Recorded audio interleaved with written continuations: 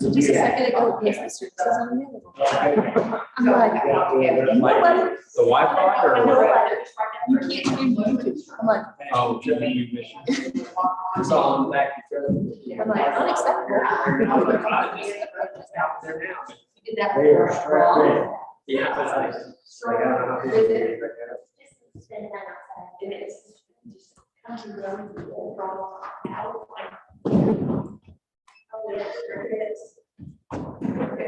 Cameron, how are you, sir? Pretty good. You doing all right? I think so. Just wishing spring was really coming. Any word from, Greg Green?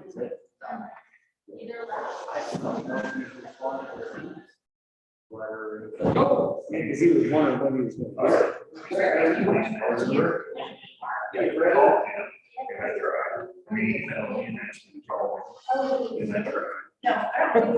I typically don't read voice messages if I call somebody and then I listen to them, so.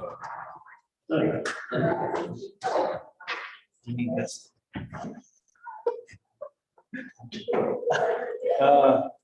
Should I plug it in here? I'm not sure what it's for.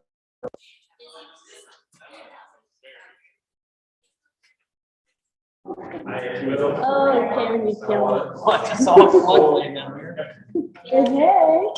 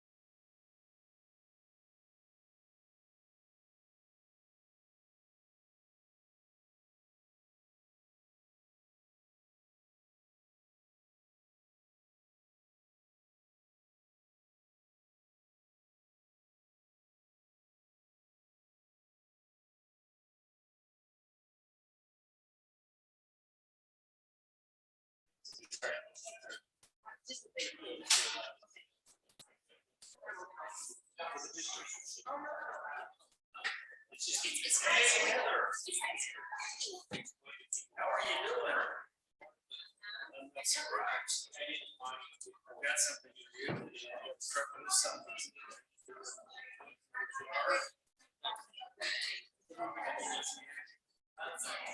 Oh, okay. So I'm not in charge. Yeah, you got it. Daylight savings time in process. I did.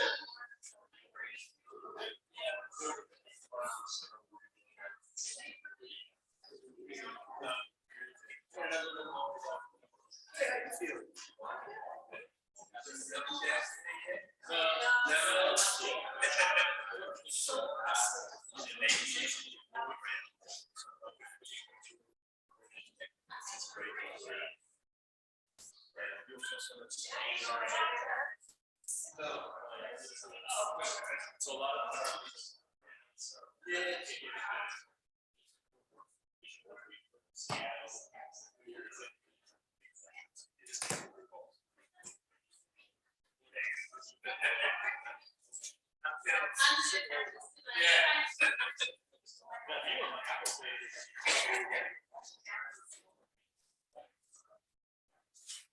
How's it going, bud? Not too bad.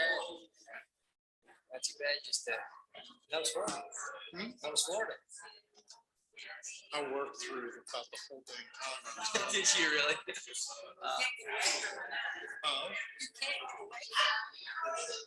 could, not that week, so I worked up until the flight. Literally until it boarded, and then every day went up and work, but I did do some rides.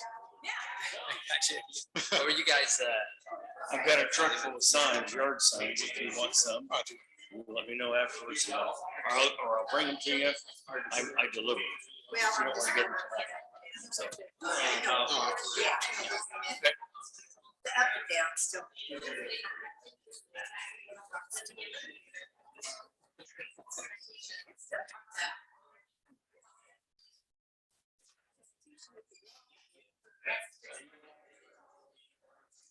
sure.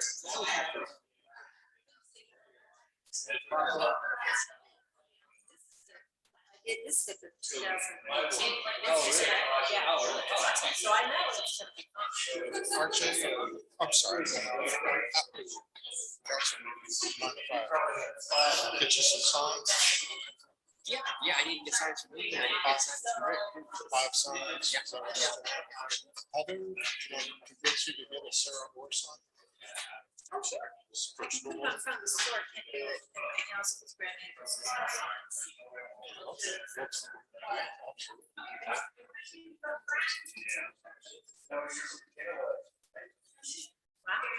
Wow. Did you say? I normally have some, not usually a beard, but laziness more than Are anything. you losing your haircut? Something's I different. buzzed it all. That's pretty. Now I've been too lazy to get a haircut, so now it's just That's cheap. You look very. I gotta get, oh, I gotta. Well, thank you. I appreciate it. Well, you do too. I like to see. I'm going to go ahead and call this meeting to order. Everybody, please stand for the Pledge of Allegiance.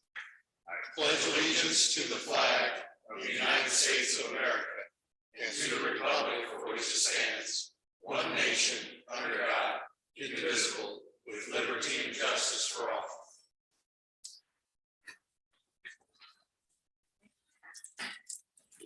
Can I get a roll call, please? Here, Alderman Campbell. Here. Alderman Flores. Here. Alderman Galloway. Here. Alderman Gardner. Here. We have 6 Aldermen. Has everybody had an opportunity to review the minutes? And if so, are there any amendments or motions? I would simply ask that the third.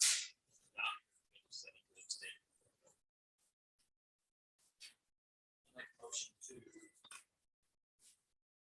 approve the minutes of March 3rd. Motion was made by Alderman Campbell, second by Alderman Gardner to adopt the minutes from March 3, 2022. All those in favor? It is unanimous. Anyone else?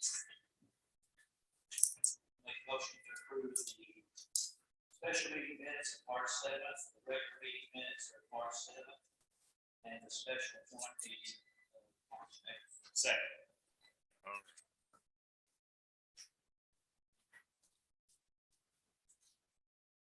Motion was made by Alderman Campbell, second by Alderman Poston to adopt the minutes of March 7th, 2022, special session and regular, and the March 8th special joint meeting minutes. All those in favor? That is unanimous. I called unanimous on that first one. Mr. Poston was an abstention. I apologize. He said third. I was thinking the third one down, not the date of the third. My apologies.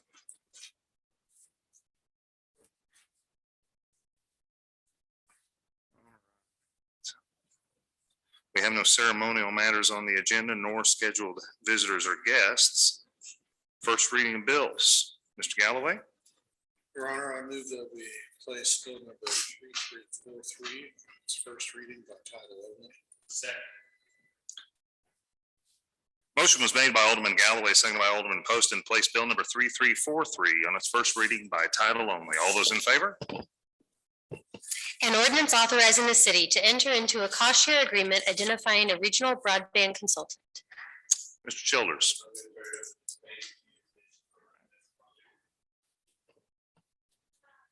If you wouldn't mind hitting the microphone. You should know that one. There we go. Okay, sorry. I was tasked by Mr. Childers to start attending what we thought was going to be a broadband board, but it has developed into this. So they want to do a study that shows how much it would cost to bring fiber to Ozark, Christian County, Republic, Willard, Nixa. I think I have it written down here. No, it is Stafford, Willard, Republic, Ozark, and Nixa, and then Greene County. Springfield already has fiber ran to their city, but none of us do. So we were thinking, okay, let's get together, and if we did a study together, it would be better to do this. Well, then it got into, well, how much does the study cost? So we were thinking, we're not really sure about that. So then there was like, then we have to go back again to a pre-step, which is where we are now. This is an agreement for all of us saying we're going to work together to locate a company that is going to tell us how much it's going to cost to do this large study that would say, this is so many miles of fiber that needs to be run to all these outlying cities. And they want to know basically like how much it would cost to get everybody fiber in this area. Greene County doesn't, like I said, Springfield has it, but Greene County doesn't. So Greene County, Christian County, and then all these outlying cities. So we're working together to get the best price for it. So this is an agreement saying, hey, we want to look at doing a study together, and the study could be quite expensive. And so they're thinking, we don't want to commit to doing this study without knowing how much the study is going to cost. So this first agreement that we're bringing forward is just to say, how much would it cost to do a study to find out how much it would cost to bring fiber to all of those places. Does that kind of make sense? It's like a pre-step to the step, which is where we're trying to get, which is how much does it cost to bring fiber to Ozark. So this agreement is done by households. It's by addresses. So it's broken down into percentages. So I think we have, what, 10%? I think our cost is 10%. They're going to do it for a flat rate of $20,000. So our fee is $2,078 for them to do this study for us to find out how much it would cost to do the large study, to find out how much it would cost to bring fiber to Ozark. It's kind of, it's been quite a process, we'll say that. We thought we were going one route, didn't go that way, now we've rerouted another way. So like I said, this is like the study to find out how much the study costs to do. Mr. Gardner.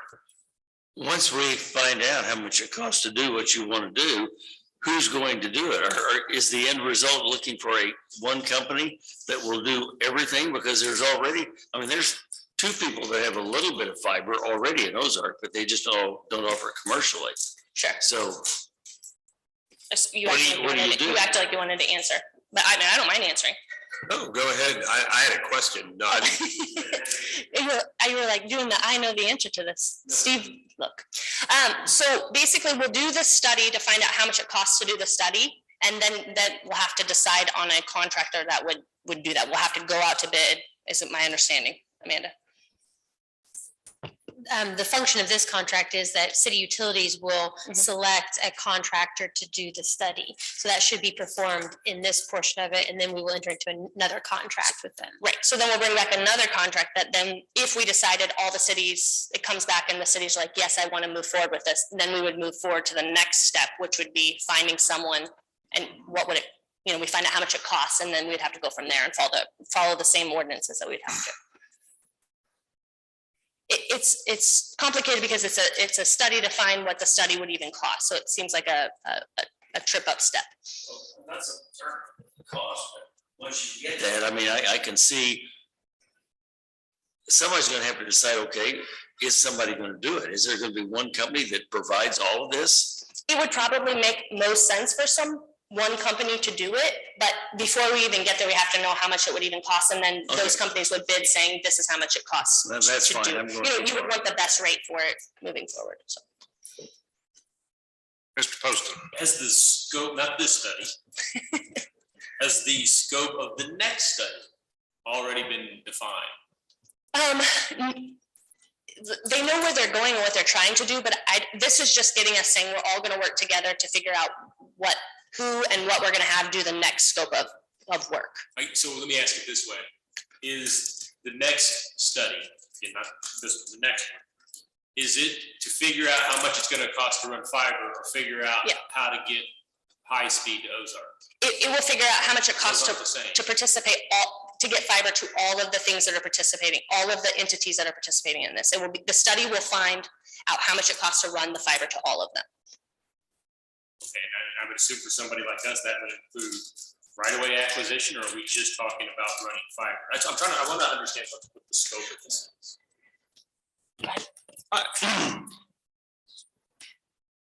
SpringNet, who is owned by City Utilities, went through this process, started about 3 years ago. The whole point of their project was to determine the feasibility. Does it make sense for SpringNet to put in new dark fiber to the entire city of Springfield? Do we have enough customers that would sign up?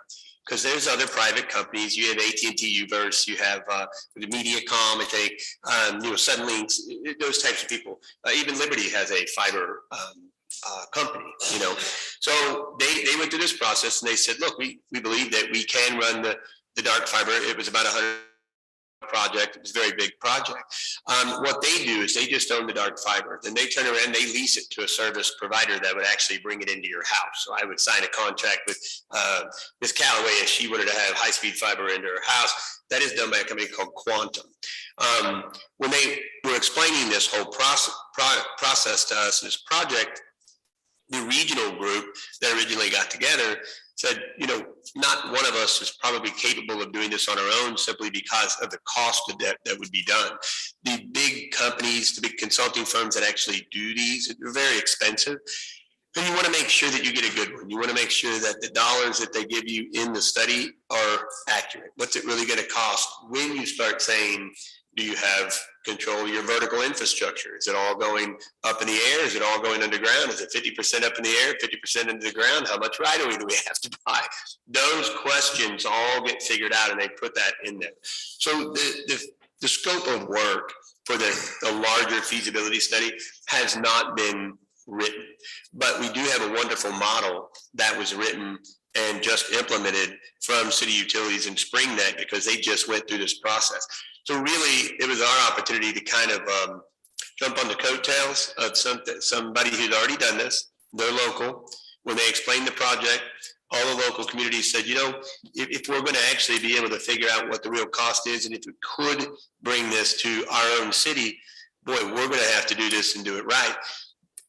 SpringNet still has contracts that are in place with the companies that they've used, contracting companies, consulting companies, and they're only last for the remainder of a year. We also have the deadlines associated with the ARPA funds. So we're kind of playing with all these deadlines.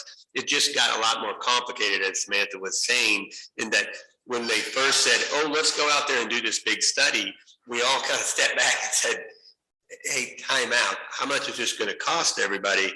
And how are we going to go about finding the right people to do the study? So we did take a couple steps back and said, maybe we need to just let the company that has done this before evaluate what a RFQ would look like, because there was a lot of time, a lot of expense to put into developing an RFQ to go out and even find one of these companies. So that administrative function had to start first. And that's kind of what we're doing now. How would you even put an RFQ out there that would ask a company we're asking you to work regionally and with various different municipalities. Whereas up in Springfield, they had one municipality and one urban area, and that's all they had. Well, that's a little different when you're working with 7 different municipalities and another whole county, 2 counties, actually. Do you really think there's going to be a cost savings with this level of? For the study, yes. Yeah. Yes, I do. I think that if a small community, for these consultants to really make it worth their time, they would charge a small community like Ozark or Nixa the same thing as if, or almost as much, I would say, as if they would do it regionally, because they're doing the same work, they're using the same resources, and they can count the same rooftops, or in this case, what are the potential connections that we can achieve over the next decade? Because that's really what you're looking is, what's the potential here? We want to bring it, and if it's $100 million to put all this in, are we going to make our money back? Because that's really where you got to be. So, and we were one of the largest too, so we would have, our percentage was much higher than everyone else, and we didn't want to say, hey, we want to do this, and then it, without a dollar amount on the end of it, which is essentially what was happening when we first started. There was no dollar amount because they're like, do you want to do the study? And we were like, yeah, that sounds awesome. But then we're like, well, how much? We want to not to exceed. And they're like, well, we don't know how much it costs. So then we went back and said, okay, let's do a study to find out how much the feasibility study would cost to bring it here. So this is just pre-step to doing what does it cost? We're not committed to anything other than the Do we expect some of 2,000. these municipalities to back out when they see the real cost? So we've had that discussion. That we're kind of trying to decide where our set marks are. Like at 200,000, Ozark, do you want to come to the table? At 400,000, do you want to come to the table? Because there's going to be a top off point where some of these smaller communities top off, and then the rest of us have to absorb that extra amount because it is the total cost. So that group, once this happens and we know that total, we'll be able to say, hey, at 500,000, just a number, we lose Sparta. Sparta can't play at 500,000. So, then we're out just the cost of the study as opposed to being out the cost of the, this whole process. If that doesn't make sense, we were trying to make this as simple and least cost effective. And then Amanda really worked on making sure that we weren't obligating ourselves to something that we didn't know the end all amount to. So this was kind of the agreement before saying, hey, we for sure want to throw all our cards in and go for how much ever it is. So. Ms. Holder? Who is the group that's doing this, that you're City working with? Utilities is who we're going, we'll agree to pay City Utilities. They will find the feasibility, the person that will find the feasibility, that will do the City study. Utilities of Springfield? Yes, ma'am. Okay. And yourself? And what? You're working with City Utilities of There's a group, all of the people that were listed has someone that's going to that's attending meetings. It's like once a week, we get together and discuss where we are in the process and stuff. Yes. Okay, so do the other cities have representatives there? Yes, ma'am. I see. So it's representative from all the cities. Greene County, Christian County, Nixa, Republic, Willard, Sparta. No. Stratford. Yeah. There's no Sparta listed. Oh, sorry, Stratford. It was Stratford. Stratford. And yourself? And Ozark. You're all working with City Utilities? Correct. Okay, thanks. How this may end, is it the thought that with these municipalities going together to study, to find somebody to study the feasibility of the broadband, bringing broadband to their communities, is it anticipated that we'll all go in together on a single provider? That is the intent, that we would find out how much it costs and then move forward. They'll come back and say, this is how much it would cost to go to this area, this region. So by collaborating early, we're kind of developing a partnership with limitations. Everybody can back out, but a partnership with these other communities. And if it works out, the hope is that we all work together to bring broadband or expand it in our area. Yes, sir. And the thinking is that this would be the most cost-effective way to do that for every community. Yes, sir. Mr. Campbell? Without getting into the next meeting after this is, if it's approved, whenever, but without getting into the next study, I guess, to stay on what's here. So Greene County and Christian County are the two biggest buy-ins, and then us and Nix are kind of tied for. I don't think they're actually the biggest, are they, in terms of households? Like, it's in terms of addresses, like area wise, yes, but they're doing it by addresses. So I think we are actually, Nixa and Ozark actually have more houses, more addresses is what they're calling it. I think it's I don't have it in Greene front, County, thank you. Christian County. It's on my-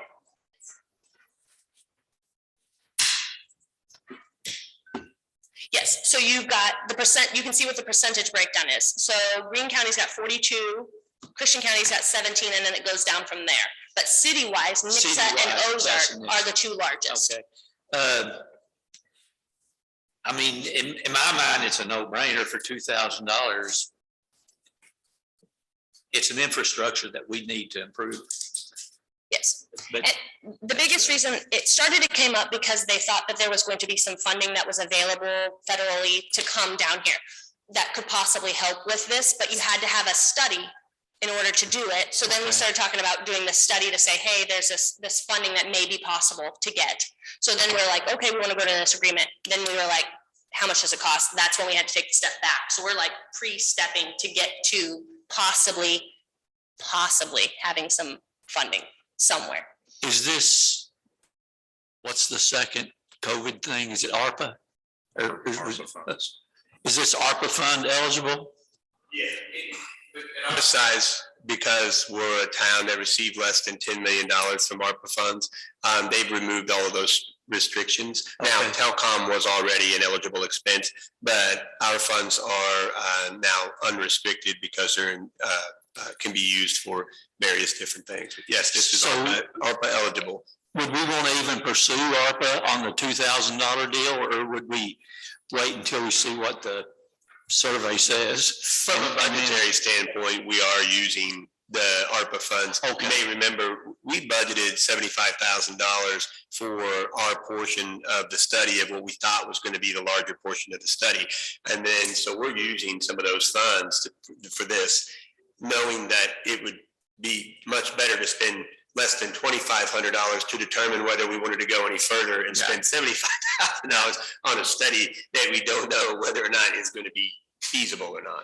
So that's kind of where we're at. It's like a pre-study, pre-evaluation to put together this RFQ. And we're working with our partners, and I'm glad Mr. Galloway mentioned that, because that is really what this is. It's the ability to come together as a region and a group of municipalities that know we need to have better service for our ever-growing in-home workforce and our businesses and so forth, to say, you know, is it feasible for a company, for us to go out for bid and ask a company to bring in some fiber that we can provide a better service to our citizens? Well, we don't know the answer to that question because we don't know what it would cost. It could cost $1 million or $200 million, and very well, there's a big range there. So that's what we're really trying to do, is say, we spend a little now, and we've got that budgeted, and there were our ARPA funds that we're using, then we can use our other ARPA funds to do the next level. And then the real big question is, you probably know, I mean, even in the ARPA bill that was passed at the federal level, there are funds that are clearly earmarked for broadband development.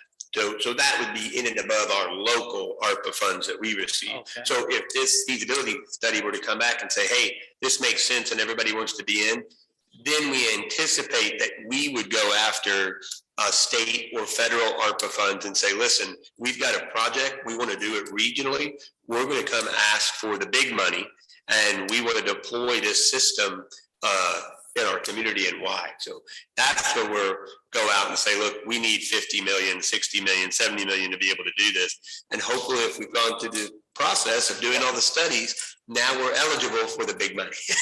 But without that, we don't really have a project. And I think they were expecting, I believe I heard a date of possibly July. So we were trying to get ahead of the curve to make sure that we weren't saying, hey, we want to do this, but we don't know how much it'll cost. So pre-study to figure out how much the study would cost, to possibly see if we would qualify for federal and state ARPA funds.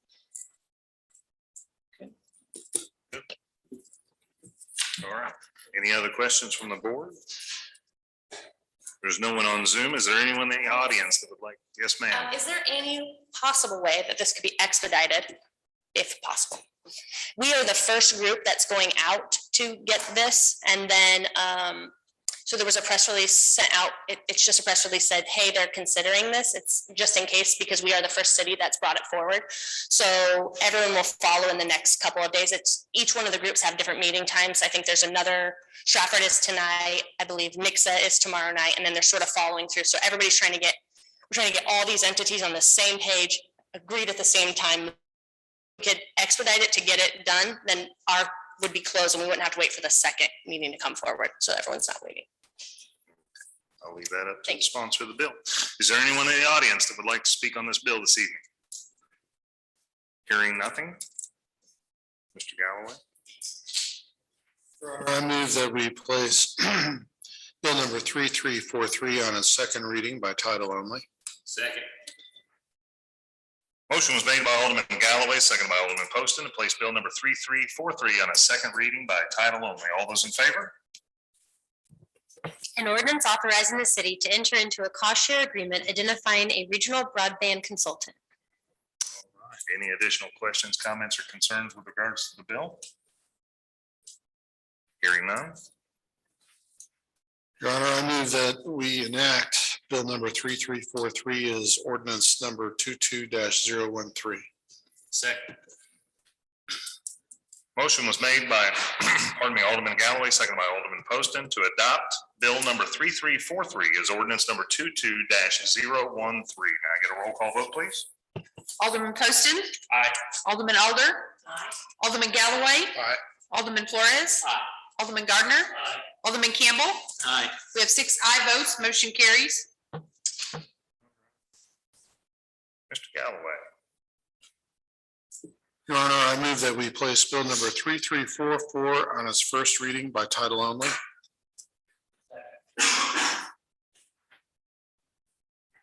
Motion was made by Alderman Galloway, seconded by Alderman Campbell, pardon me, to place bill number 3344 on its first reading by title only. All those in favor? An ordinance authorizing the city to enter into a lease with IWP Inc. with an option to purchase lot 7 of the industrial park. Who's taking the lead? You know, Mr. Childers?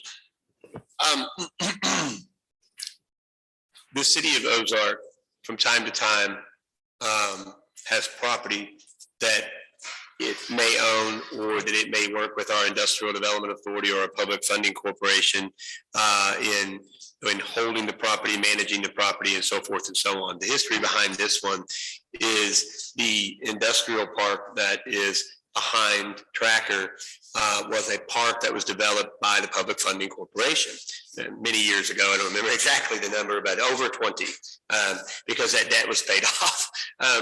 But that industrial park, when it was built, it had several lots. One of the lots, I'm going to pull this up right here. I think almost 30. Yeah, one of the lots was identified as a lot that was used for stormwater, and it's right here. I can probably turn it, yeah.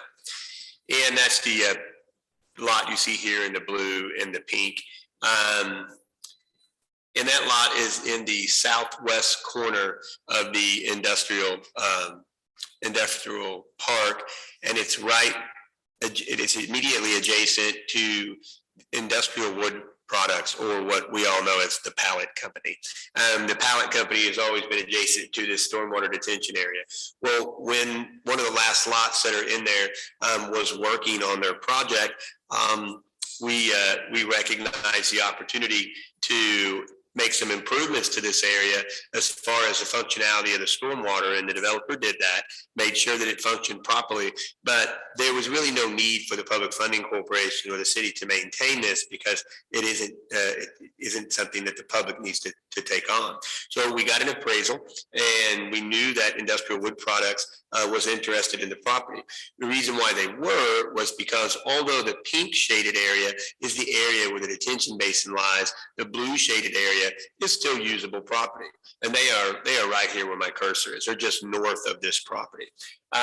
So all of this is still usable. Now, it really is usable for them and only for them. It's not a buildable lot.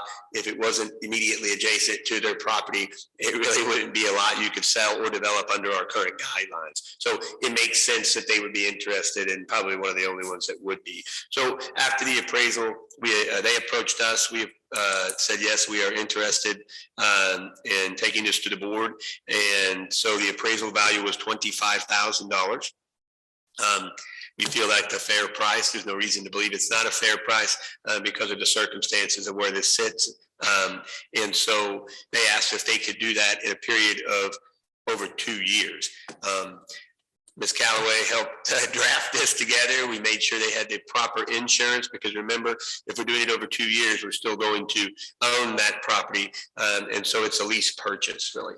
The lease purchase is that they will buy that in 2 payments for a total of $25,000. They do have the insurance to cover any liability that the city would have. And so we're bringing that to you to dispose of a property that the city is really not in need of. I do want to make a clarifying point. Last week or the week before last, I think, we did meet with the Public Funding Corporation, and the Public Funding Corporation did move and pass an ordinance transferring the title back over to the city that would allow for you to dispose of this property. So that action has been taken. So, Mr. Campbell? think Oh, sorry, Nathan Mr. first. Postman's first.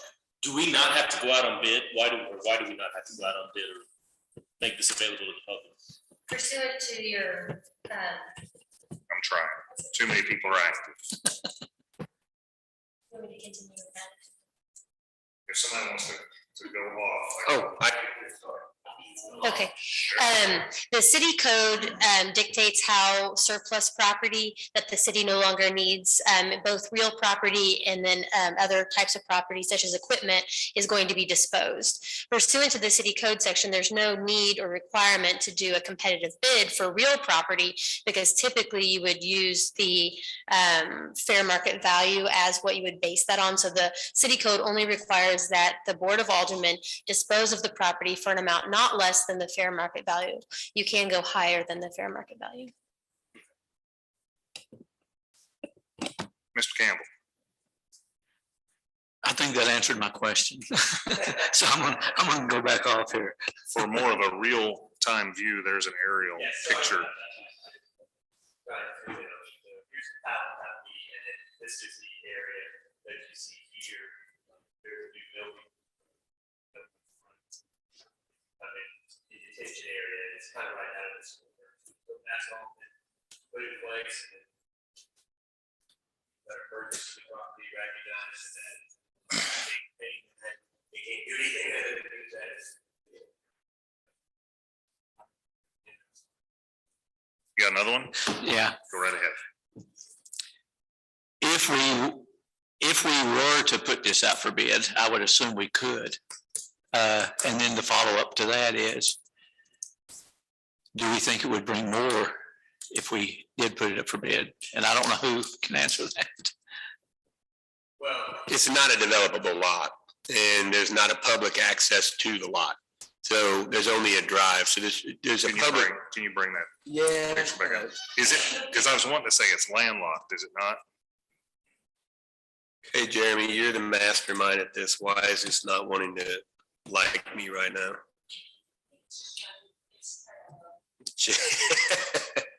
It just kind of went off. Maybe.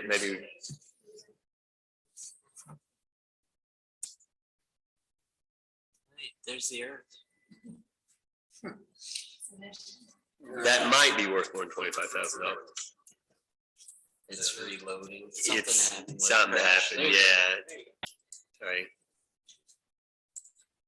Okay, so, no, I don't really believe it would be. Based on the proximity of this property, there's not direct public access. It doesn't front on a public right of way. It's a private drive to get back there. It was just a remnant lot that was left over. And so, again, you couldn't put any buildings or anything else on it. So I don't really believe it would be worth any more. There are some things that could go on it. I'd have to look at it a little closer. I've looked at it a little bit. I did not realize it was landlocked, and can you keep somebody from getting on their property? This is the only road that goes into it. Where's that now? That goes into the pallet company. Okay. So you're coming right off the main road. Here's Tracker. And so this is where, is that a city street? then there's a new building right here. The limousine place is right here. Right. So this is the pallet company. This road comes in here, but that road stops right there. And then the property starts over here. You have to go through the pallet company's property to get to the property. And I don't, Ms. Callaway may be able to answer this, but can you, I mean, nothing could keep the city that I know of, nothing could keep the city from selling this to someone, say a high bidder. With that being said, is there anything that can keep somebody from getting to their own property? I mean, can you landlock somebody out? I thought access had to be provided. No, well, I'll let you answer. Ms. Callaway? Generally, you can request an access easement from the property owner that would need to provide it to you. Or you can take them to court and seek an action of the court to declare that you should receive an access easement. There are other situations where easements could be provided depending on who owns the property adjacent to it. If it's the same property owner and they're carving out a piece of their property, there's another mechanism in the law that comes into play. So generally, yes, you can receive access to your property. And to answer your other question, yes, you can dispose of the property through a bid if you so choose. I'm not ready to make up my mind tonight, so I hope we don't expedite this one. I don't think there is a request for that. I'm not for or against it. Yeah, there's not a request. Again, go back to your question. Yeah, I don't know. I mean, we can get you an answer on based on the zoning if you actually could build anything else. Yeah.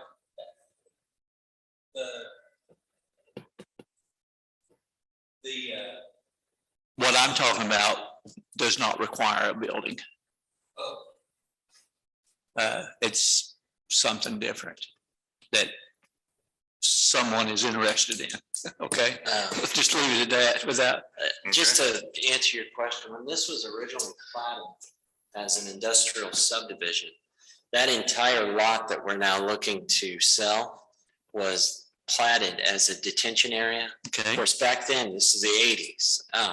So when that building burnt, and then we did some studies of the stormwater calculations in there, we were working with IWP, Industrial Wood Products, and we discovered that based upon what's built now in that area and the runoff from those streets and the building, that lot was larger than the detention area that was required. So because of that image that Steve brought up there, that weird L-shaped usable area, we reached out because we've been working with them for a long time. A, we helped them through the fire, and B, they had some stormwater issues that we worked with them on. So we did reach out to them to say that we've got this unusual shaped lot that is up against your property. Do you have any interest in it? But I don't know what you have in mind, Mr. Campbell. So I just wanted to bring some clarity. We've been working with them for quite a while, ever since the fire occurred, because that was just a race to get them back up and running. Okay. And that's how we built that relationship with them. Well, when I read the contours on this, that entire, the green and the pink together, that entire area is not detention or retention. When you read the contours on the map. I guess how well, so? Is it retention or you have the, I mean, are you looking at the cubic feet per second that's running off into that area?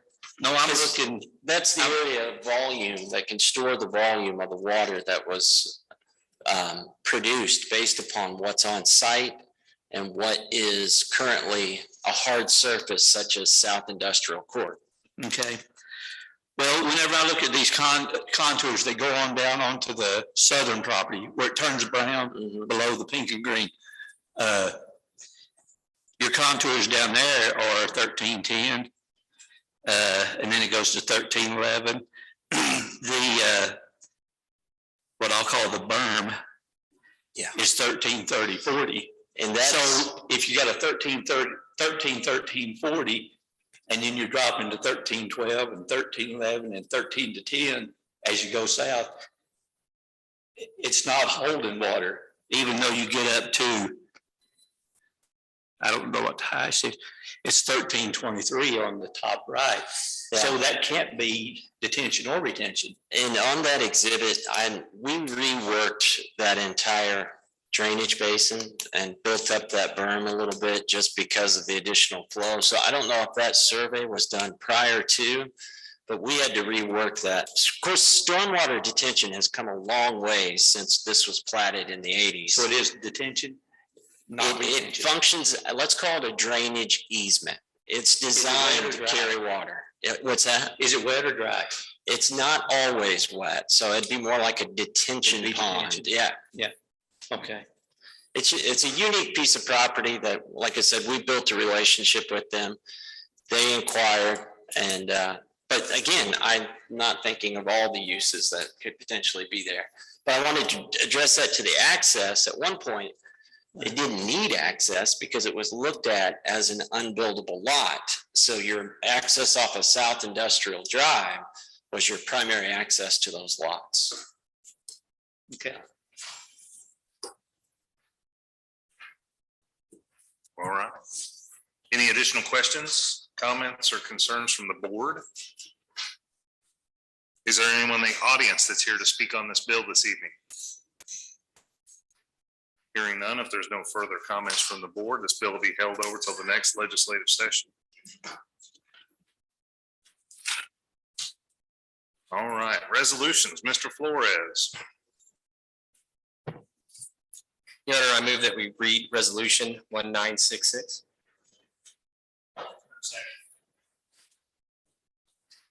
Motion was made by Alderman Flores, seconded by Alderman Poston to place resolution number 1966 on a reading. All those in favor? A resolution authorizing the issuance of a letter by the mayor at the time a building permit is issued addressing final inspections and certificates of occupancy due to industry shortages. All right. So has everybody had a chance to look this over? Does anybody have any questions with regards to the necessity of this letter that will be issued? Mr. Poston. Yeah, I have some questions about the necessity of this letter. All right. No, I'm curious that. I don't know what we're trying to, I'm not opposed to it, I don't know what it accomplishes. I mean, are you not telling them to do the inspections that we're short? Is that all we're saying? Just letting them know we're short on? Well, they have no access to have power on the property. They want to continue to build Right. homes on the property. They'll utilize generators and whatnot to continue to build, but at such time, we need to have something in place to make sure that they know that we will not do a certificate of occupancy. We will not do the final inspection until those infrastructure pieces are put in place. So we're trying to protect ourselves on the front side of everything to make sure that they know they can continue business as usual. We don't want to hold them up, but they are not going to be able to transfer those homes and those homes be occupied until those necessary infrastructure are in place and inspected. Well, how would this affect commercial? Commercial development. Commercial development? Yeah. Well, I mean, really, we're all just learning as everything goes forward.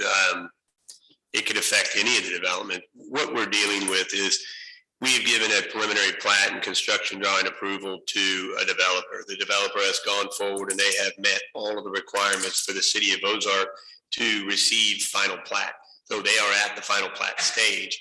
Once they make application for final plat, which they intend to do, there really wouldn't be any reason for us not to be able to, at least per our code, to approve their final plat. In this particular instance, there's one subdivision that's ready to move forward, and there's about 130, 140 lots, but we were informed, and the developer was informed by Liberty that, look, we can serve maybe 32 of these lots, but we can't serve the entire development because we can't get transformers and secondary pedestals. Even when we order transformers, they're 12 to 14 months out. So Ozark, Nixa, Republic, even City Utilities is dealing with a supply situation where everything from water meters, in this particular case, electricity, is we just simply can't provide you with the electricity that you need for the entire subdivision. So where the developer sits is they've gotten a loan from the bank and they've developed this subdivision. It's ready to go. All the infrastructure's in. They need to start selling lots and or building on those lots to keep the process moving. And they're going to use generators in some cases to build on these lots. We just wanted to, recognizing this is something we've never had to deal with before, we just wanted to bring it to the mayor's attention and say, listen, we're all dealing with this supply shortage. And in this particular case, it's not just windows or doors that are hard to get when you're building a house, but this is way in the beginning, and the developer or builder still wants to move forward, pull permits, and do the building, even if they have to use generators for those lots. My concern is though, Steve, is this isn't a situation where things are running behind and they need a month. You're talking about a year and a half out almost worth of wait times. Now, in that amount of time, the supply chain shortage gets sorted out, and this is no big deal. Or we could have World War III and it becomes a much bigger deal. Either way, a year out's a long time. So when do we stop doing this resolution and just make a change to the code, or just go back to the way it is and not allow a final plat on this until it's ready? Well, that would be a much different conversation that you would be having. You would need to go back into your codes. You would need to revise the final plat requirements to include, infrastructure that would be required that you didn't own, like third-party infrastructure. It could be electricity, it could be telecom. And I'm not saying that that's a good or a bad idea. I'm just telling you that that is the situation we're dealing with. In this particular situation, we've gone so far and they're ready for final plat, and they can build, they can get power to some of the lots, 32 of them as it is right now. And that may be all they get to build, but they know that if they can get 32 of those houses going and built and done, and then that may be all they get. We just want to make sure that if for some reason something else goes wrong, and maybe we didn't anticipate that they can't have final power, that we want to make sure that even though we issued that building permit, if you don't have all of the requirements of the building code at that point in time, like final power for us to inspect, then we are not going to complete the final inspection because we know that it's not going to pass. It's just important for us to document that. So we understand the financial situation that the developer's in with millions of dollars invested in this property. And we're just trying to find a resolution to allow for business to continue to move. And this was the best that we could come up with. And really, we just wanted to make the board aware of it, made the mayor aware of it, and he wanted to make you aware of it. And that's why the resolution was put together. Right, but you could end up with, potentially, you could have 32 houses that maybe more built with no power access to them, that are just sitting there deteriorating. I mean, we could end up with a ghost town like what Branson has off of the Branson West down there. I think that there can be power given to the 32 or no. I'm going to ask Mr. Smith this question. Yes, what is going on, and Liberty has made us aware, and they're looking into this as well. We're not the only community, but what they're telling us at the time that they order transformers, electric, pedestals, whatever's taken 12 to 14 months. We are starting to see our first preliminary plat be final plat and its administrative approval. So this is the process we've set up just to give some allowance to them to continue to let them move forward, knowing that our discussion starting now and started actually a few weeks ago with every developer, every applicant is, hey, transformers are 12 to 14 months out, secondary pedestals are 6 to 8 months out. The way that Liberty lays out a subdivision is every 6th lot basically gets a transformer. So they'll lay them out on the property corner. So a transformer will serve 2 lots. In between 2 transformers is 2 pedestals, which will serve 4 lots. And so that's why they're telling us about a third of the subdivision can be served with power in a permanent type situation as they're waiting on pedestals in some cases. Liberty is looking in amongst themselves to see what they can be doing on their end. In the past, they've always required the developer to pay full price for the electric service before they start ordering. They're considering maybe allowing to go ahead and get things in order while they're waiting on the payment, so the developer's not waiting a year for their product. I've also requested that Liberty give us some documentation and have yet to get that at this time. But this is just something that we could think of to put in place to address and allow us to go into final plat a subdivision to let them continue to move forward, knowing that we need something. For instance, this letter that staff has requested that we'd give to every applicant pulling a building permit is like, hey, here's your warning. You can continue to build this house if you want, or you can hold off and not build a house. The developer has already got his money invested in this, but we'd hope that the home builders that are buying these lots may kind of give some thought and before they get too far down the road and invest in a home. So my concern is that this could be a short-term solution to a probably long-term problem. I would have the same concern. It's the best solution we can come up with as opposed to just not allowing the final plat. I think the concern would be there, knowing that not all the electric is finished, is the developers invested nearly millions in a subdivision. You can't do nothing with it. And we also have several in the construction phase right now that'll be coming probably within a year. Have you put any effort towards what we're gonna do if this does become a long-term solution or problem? My hope is that Liberty would give us some more documentation and figure out, they're meeting internally as well to figure out a solution, because they know they put us in a bind. I've talked to Republic. They're in the exact same situation. They're waiting to see kind of what we do, because they're probably a couple weeks behind us having a final plat. Republic is served by Liberty. I did reach out to Nix early on, but haven't pursued that because they have their own utility provider. City Utilities is pretty unique where they have a bigger supply. But no, I mean, there's no good solution at the moment. Is this and so this is the world now, for at least the foreseeable future, with all new, because we have more that are coming up for final plat. Yes. Wow. Yep. And they are aware of it, that this is the issue, and Liberty is always, even in our pre-construction meetings, pre-application meetings, we let them know that this has taken 12 to 14 months now. It used to be 6 months. Back when this first subdivision, which would be Woodcrest, first one coming up, it was about a 6-month process to get transformers, and now they're still waiting. And it was preliminary platted in April of 2019. Has anybody, I'm asking you real private conversations here, but is this affecting any of the builders? Is anybody slowing down, or are we still full speed ahead? Well, that's the concern, is we're not seeing anyone slowing down. Not quite sure what they're doing as far as getting supplies. I know they're making some adjustments where they get the supplies from, but the permit wise and what we're seeing out in the field is they're still moving strong. All right, I'm not sure who's up next. One thing I was gonna say is, yeah, the transformers being delayed, that's kind of a newer thing, and most utility companies and Liberties alike, they won't put in they keep so many for backups, just in case transformer blows up or something like that, so they keep so much in to make sure that there's no interruption in people's services that exist, but they won't release those that they keep in their stock to just keep new building going. So when this happened, and this has been, the delay time in transformers just got double.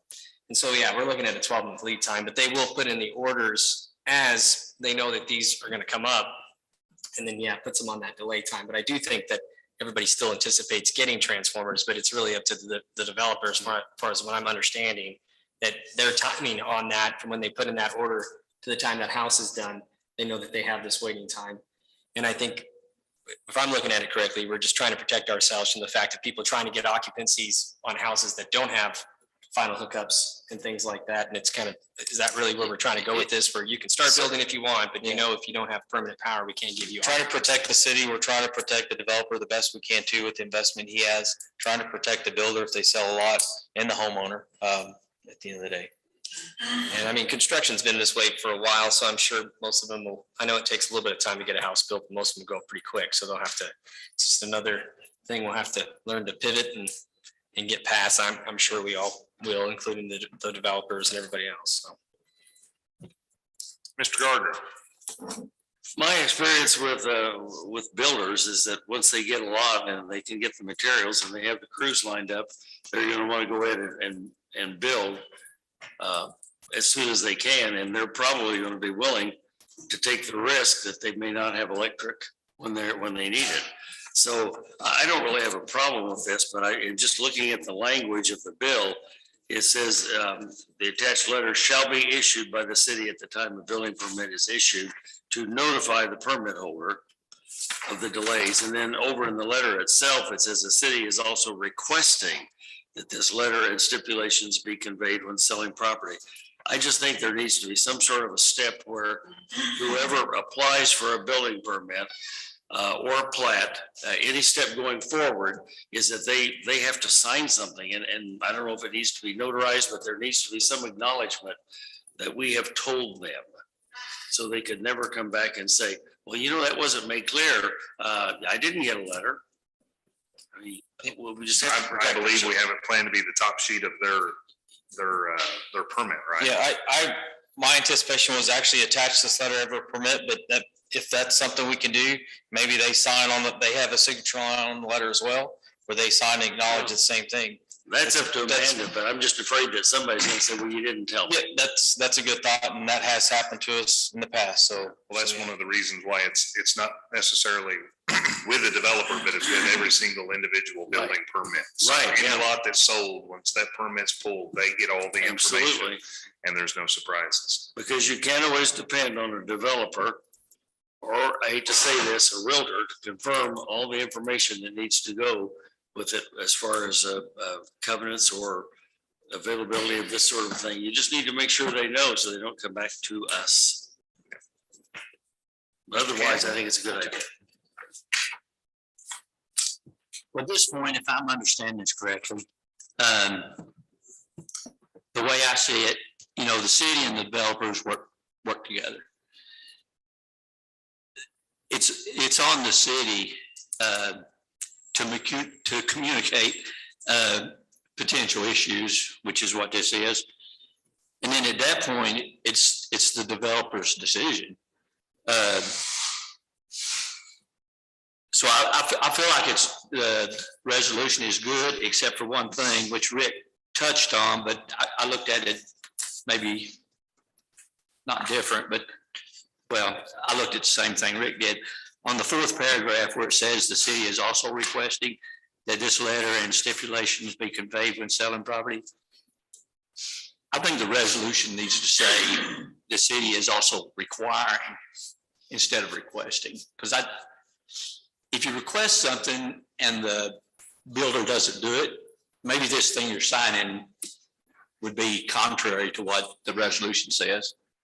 But if we're having them sign something, if we're going to require them to sign something, I think the resolution should say the city is requiring that this stipulation be in place instead of requesting that it be in place. I think it would be inconsistent with whatever they're signing. Would that be a requirement of the permit? We will never come in contact with the builder. Yeah, that would be permit holder, whoever that is. Who would have, like a builder would have a realtor. And so that builder would be required to, Well, you know, he's the permit holder. I think that's the way we would do it. I'm messing everything up. Ever how it goes down the chain, it may be, if this is to the developer, he may be a developer, he may be a developer / builder, or he may be a developer who sells lots to another builder. But ever how it goes down the chain, whether it needs to start at the developer, whoever's getting the,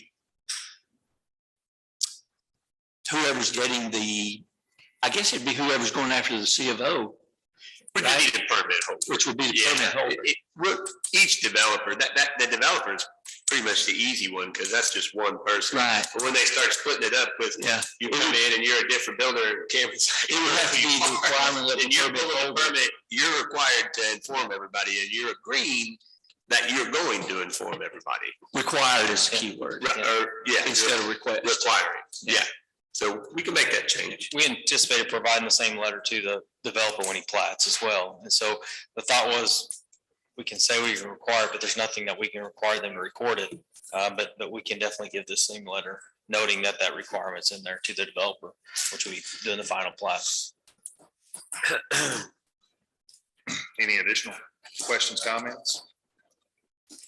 The other thing too, to think of too, is as far as Liberty or whatever utility company it is, as far as someone going in and planning on building something, one of the first things they do is look at their utility situation. So I would say you probably wouldn't get very far in building any kind of structure or house for that matter without contacting Liberty and then them telling you, you know, you're going to have an issue getting power to the site because we don't have a transformer for you. So as far as us communicating that to the builder themselves, you would think that would only be a short period of time before they would realize, speaking to Liberty, that they're going to run into this issue. I'd be surprised if you got very far into construction and you really were doing a whole lot of work out there and you realized you're going to be a year out before you got that transformer, because typically that's something that I would say would be on the front end of the communication to building that. So if we did have this in writing, I think that with this and with the fact that if you didn't reach out to Liberty or didn't tell them your intentions and you didn't know your situation, I'd be surprised from a builder standpoint. That's all I want to say. All right. So thinking about it after I got off the air that time, I think it would have to start with the developer, because we don't want to be the bad guy, and we're not being the bad guy. We're just trying to give them a heads up and communicate what could happen here. So I think we've got to start with the developer and say the developer has to disclose to the builder, because if he doesn't, and then the builder comes in to pull his permit after he's bought this lot or how that works, we're going to be the bad guy because we won't. So I think we have to require the developer to, in addition to the builder, down the I chain. think that can be done. I would say that would take place when we're at the final plat phase, because otherwise that's what the developer's seeking our sign off of that. And so at that time, we would have to convey to the developer, listen, here's the situation and you must convey, you are required to convey this at that time. Otherwise, without the final plat, they couldn't convey the lots anyway. There wouldn't be any. So we could do it then. And then the second step would be at the permit holder. So you really got the developer and the person pulling the permit that's required to do that. Yeah, those are the two people we come in contact with. Beyond that, I don't know. So, did you get the necessary language? Okay, we'll bring it back at the next meeting. All right. So we'll just go ahead and hold off on this resolution since we got language changing. Okay. All right. Well, we will hold off on that resolution, bring it back in 2 weeks with the verbiage changed. And moving right along. Report of officers, boards and committees. Mr. Childers, did you have anything?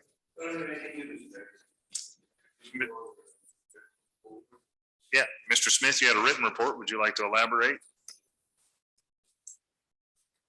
I just want to give you an update. Have you seen the Russell Stowers building is gone? That developer is still in review for permit. They did get an early grading, land disturbance demo permit, as they're anticipating getting their full-blown permit for the Starbucks facility on the western half of that lot. So they're wanting to move as fast as they can. Culvers, we continue to get weekly updates from them. It looks like they're still going to hit pretty close to their anticipated opening date. I believe it was like the second week in April. So they're moving along as fast as they can. Big O Tire is pretty close to being ready.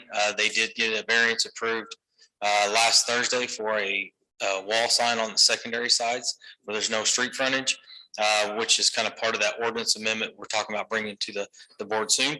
Other than that, everything is moving as fast as it can be moving, given the electrical issue that we're running into now. So, Ms. Alderman? Billy Gale. They made application for a remodel and enclosing some of the sidewalks on the north side of their entrance. But it's just kind of been in hold. That started early in the pandemic, maybe even before the pandemic. And they just kind of put on hold, and we've just been kind of carrying it along until they're ready to complete that. And then where is Whataburger again? That's by Russell Stovers? Nope, it's on the west, to the west side of Arby's, right there, kind of in the signal area, the stop traffic signal. Okay, thanks. Yep. All right. Any additional questions for Mr. Smith? Thanks, sir. And I don't know if you can answer this. What is the Breeze Landscaping's? What's the status on the permit? So they had submitted for permit. Staff had given back reviews on the architecture and the civil side, and our our comments. Our understanding is there was some miscommunication between him and his consultants. The consultants is the engineer side is redesigning the site. He has now hired a different architect. They had reached out, new architects reached out to us about 2 weeks, just kind of getting an update of where they're at, what's required, and that's kind of filling them in on the details. And so we're just waiting for them to resubmit to address the comments. So is it an architectural deal or an engineering deal? Our understanding is a little bit of both. Civil, are you talking civil? Yes, yes. Okay. The site design, site layout, along with the architecture component for the actual retail business. Okay. That good? Yes. All right. Perfect. Thank you, Ms. Smith. Ms. Payne, did you have anything to go along with your written report? All right. Miscellaneous comments, announcements, members of the board and the mayor. Mr. Gardner. Well, I can, as long as you remember that. I'm I'll trying let my you go best. first, though. All right. There is a community open house tomorrow at the OC at 6 o'clock to discuss with the community the transportation sales tax. And that is scheduled for 2 hours, and there will be, as I understand from Sam, displays of, but not any public speaking. I mean, just people can come and look. Is that correct? All right. I've got a question about that. Since that is a city-sponsored event and it's at the OC, when people do come, if any members of the committee for the Invest in Ozark Committee are there, I may need to ask you, since it's a city-sponsored and there's no public speaking, are we allowed to encourage people to vote, or do we have to zip? Elected officials can always advocate as opposed to just educating, but city staff can only Right. educate. That answers my question. Thank you. Any other questions, comments from the board? In the audience is Jane Paul, our interim director of the Chamber of Commerce, and I was going to give up my time if you had anything you would like to say. Yeah, I have one thing I want to announce. Sure. Hi, everybody. I want to let you know how proud I am to be representing the chamber again. I was temporarily an interim director in 2015.